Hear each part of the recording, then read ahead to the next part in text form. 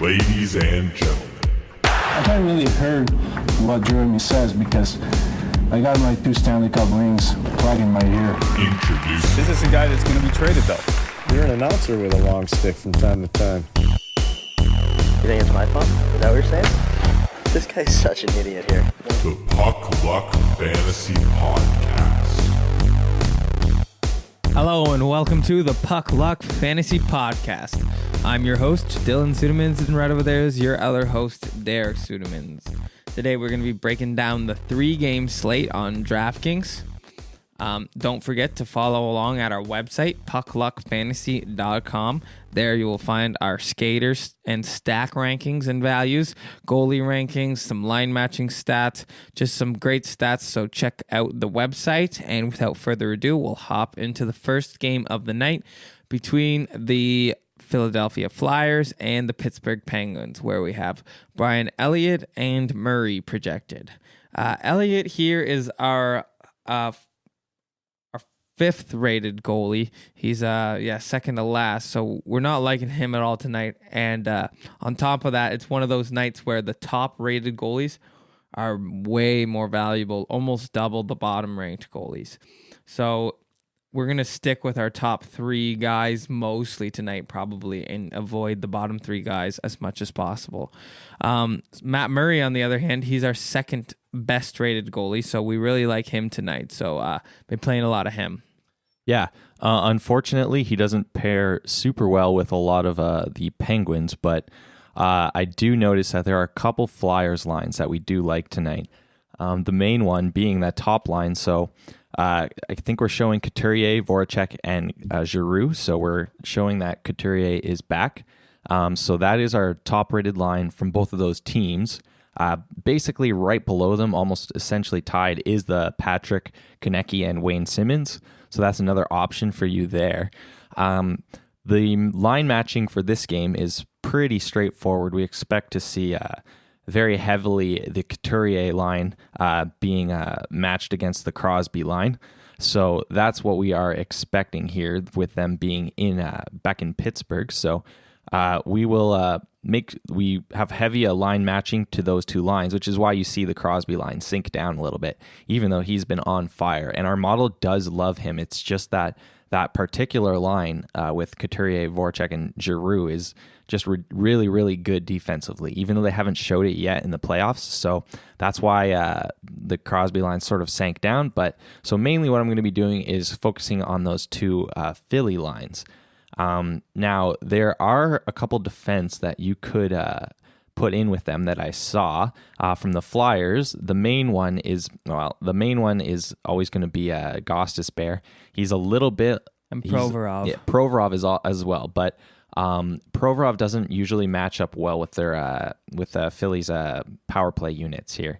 No. I was just going to pull them up real quick. So they pretty much exclusively just use Gostisbehere on their first power play unit, and then their second unit really doesn't get much time at all. So Provorov does work if you're going to do the Simmonds with that second line stack there with Patrick and Konecny there. But that would be the 2 main defense that I would target. On the Pittsburgh side of things, there's also not... there's Olli Maatta, who we still like. He's still pretty cheap. Oh, That's he's dropped. About it, yeah, but he's dropped right down. He's not the best. No, this is we do still our model likes the Flyers defense. So even though they've been getting lit up, we still that's why our Pittsburgh players are all sort of lower than they normally are. So not really going to be targeting them too much from this game at all. All right. I don't think there's anything else to say for this game.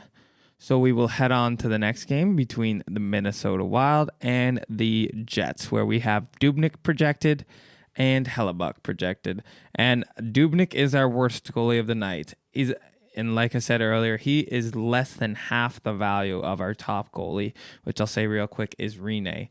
So that's a big difference when you're getting half the value per dollar out of your goalie. So I would really advise staying away from Dubnyk tonight. Whereas Hellebuyck, he's our 3rd best rated goalie, and he is, those top 3 goalies are just much better than the bottom 3 goalies. So Hellebuyck is very playable tonight. Who do you got for stacks?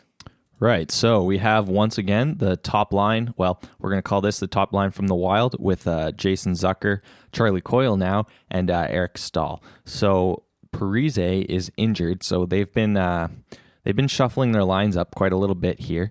We saw Granlund was up there for a little bit, but it looks like they're going with Coyle for now. You'll definitely want to keep an eye on this one in the warm-ups because they could definitely shuffle it up. I could see them putting Granlund back up there and maybe shuffling Coyle back down. But I think what they're trying to do here is set it up so that the Koivu line can be exclusively matched up against the top line of the Jets because the Jets don't really worry about they don't really try to get their top line away from the other team's checking lines.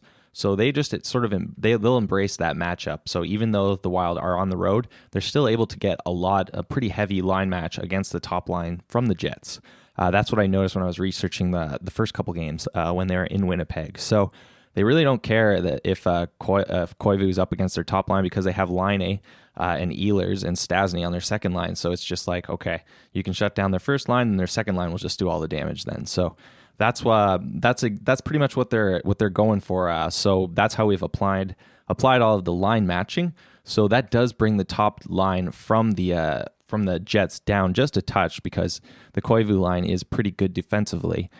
So what that means is we're mainly targeting, like I said, the top line from the Wild. We do like the top line from the Jets. They are definitely playable tonight, and that works well with Hellebuck. But that's really the only ones I'm super interested in. If you need a cheaper one, you could go down to the Niederreiter and Koivu and Granlund, but I try to keep a little bit above there in terms of value. As far as defensemen go, Dumba and Spurgeon are actually now both playing on that first power play unit. They're both decent value. They're not top value, but they're both good picks. So you can stack either one of those with that first power play unit, top line, Stahl, and Zucker. Yep. The one thing I was going to mention, I say normally that I don't really target power plays at all, but the only time that I will is sort of if I'm looking at a team that does take the most penalties, and that is the Jets. They're they're one of those teams that they get a lot of penalties. So you definitely want to look for, if you're doing the Stahl line, you can use either one of them or potentially even both. Yeah. That could be tricky. I know that's hard to get in there, but and it might not be as optimal, but you could definitely go with either one, and it gives you a lot of flexibility building your lines, which is pretty nice. Yeah, and I will say on the Winnipeg side of things, Trouba and Byfuglien are some of our top ranked D of the night. They're both super good value at those prices. So yeah, try to get them into your lineups as well. Byfuglien plays some correlation on that first power play unit on the Winnipeg side, and of course all the even strength time he sees with them. And then Trouba's on that second power play, so you can match. I would say Byfuglien better, but both would be playable. Yeah, it's perfect. So it's another one of those opportunities. So if you're going with Trouba, you can see Connors on the second unit as well as Ehlers there. So you get both lines. So Trouba works well for mixing and matching there. You can use him or Byfuglien really. So that makes it really nice, and you can be super creative there as well. So really, that's going to open up a lot of options tonight. So that'll be really nice if you're doing a lot of tournament play. But yeah, it is nice. Trouba is finally back up on that second unit. He wasn't there for a little while, but they've put him back, so that's good. All right, right on. So let's head over to the next game and this is the last game between Colorado Avalanche and the Nashville Predators. And new goalie today, we got Andrew Hammond confirmed for the Avalanche. So that's interesting. But he is our second worst ranked goalie of the night. One of them that's like half the value of the top guys. So stay away from him. However, Rinne is our favorite goalie of the night. You're going to be wanting to play lots of Rinne tonight. He's just got great value. Yeah, and it works perfect because we like a lot of the Nashville players as well. So I'm going to be getting tons of Rinne tonight, both in cash and for tournaments. He takes the cake just by a little. He slightly edges out Matt Murray there, but I'll definitely be getting lots of him. There's lots of lines to like from this game. I really like the top line, the second line from the Predators. So I'm going to be targeting them heavily. As usual, if you're playing line 2 with Fiala, Turris, and Smith, you're going to want to take Roman Josi. And if you're playing the top line with Arvidsson, Johansson, and Philip Forsberg, you're going to want to take PK Subban. Both of those defensemen as well are right up at the top, both Josi and Subban. They're right next to each other. So yeah, this is where I'm going to be focusing on very heavily tonight. And I'm going to be pairing those two lines with whatever else I can. And it works well because there's a lot of lines to choose from tonight. So yeah, I was just going to talk a little bit more about the matchups from this game because I thought they were kind of interesting.